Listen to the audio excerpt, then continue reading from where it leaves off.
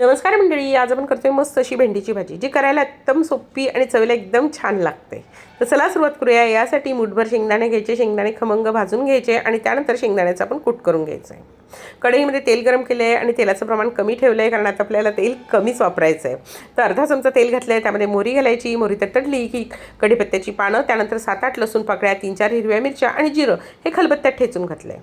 हे छान परतलं गेलं की त्यामध्ये 1 चमचा धना पावडर, 1 चमचा लाल तिखट, पाव चमचा हळद घालायचं आहे आणि त्यानंतर आपण घालून घ्यायची आपली भेंडी. जी भेंडी आपण आणल्यावर धुवून घ्यायची, त्यानंतर पुसून घ्यायची, चिरून घ्यायची. चिरल्यावर ना निदान 1 तास तरी 1-1.5 तास तरी आपण फॅनखाली ठेवायची, म्हणजे त्यातलं एक्स्ट्रा पाणी निघून जातं आणि भेंडी जरासुद्धा चिकट होत नाही. चवीनुसार मीठ घालायचं आहे. भेंडी शिजताना थोडंसं आवडत असेल तर थोडंसं आमचूर पावडर आणि गूळसुद्धा घालायचं, त्यांनी ना चव अजूनच छान येते. ते घातलं. भेंडी छान शिजली, झाकण न ठेवता शिजली की त्यानंतर आपण शेंगदाण्याचं कूट घालायचं आहे आणि भेंडीला पुन्हा 1 ते 2 मिनटं परतून घ्यायची की मस्त अशी भेंडीची भाजी तयार.